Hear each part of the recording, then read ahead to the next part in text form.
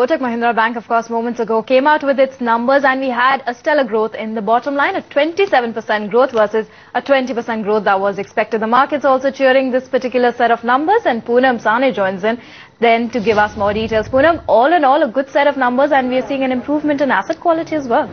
Very true, Megha. Very good numbers. In fact, in terms of the net interest income growth, look at the growth. It's nearly up 23% YOY. That's in line, but in terms of the PAT, PAT is definitely above our ET poll estimates. The PAT was expected at 556 crores, and we have a PAT of 577 crores on the consolidated basis, which is up close to 25% YOY. Again, PAT is boosted by a huge growth in the other income, which is the non-interest income, which is up close to 49% YOY. So that's really both the net interest income as well as the other income is definitely supporting the overall PAT growth. Loan growth is again very healthy.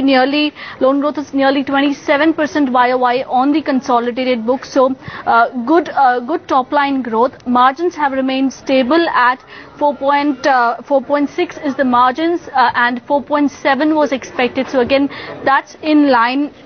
More or less stable margins. It's just 10 bips down on a YOY basis.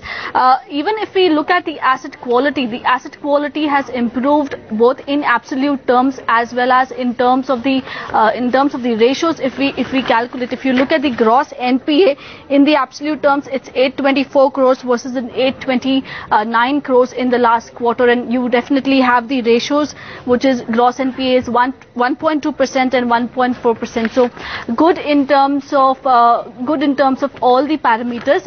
Even in terms of the standalone bank PAT is pretty much robust. It's up 31% YOY, and the PAT definitely beats the ET poll estimates. PAT is at 362 crores. So all in all, very good set of numbers on across all the parameters.